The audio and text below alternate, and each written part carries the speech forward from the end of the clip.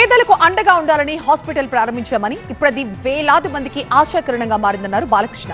Basava Tarakam cancer hospital silver jubilee వేడుకల్లో పాల్గొన్న AP CM Chandrababu Balakrishna కృషిని అభినందించారు.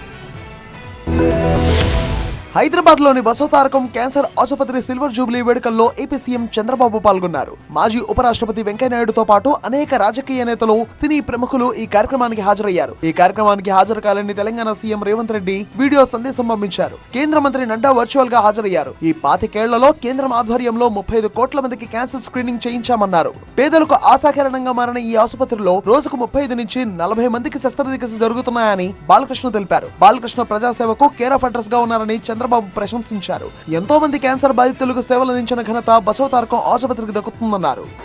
సినిమాల్లోనే చప్పట్లు కొట్టేవాళ్ళు రేపు రాబోయే రోజుల్లో సమాజ సేవలో ఎవరు బాగా చేస్తున్నారంటే దానికి చిరునామాగా బాలకృష్ణ గారు తయారవుతారు. అలాంటి బాలకృష్ణ గారికి మనస్ఫూర్తిగా అభినందనలు, ధన్యవాదాలు. హాస్పిటల్కి కాస్తో కూస్తో ఎప్పుడు వీలైతే అప్పుడు దీనికి సేవ చేసే అవకాశం నాకు వచ్చింది.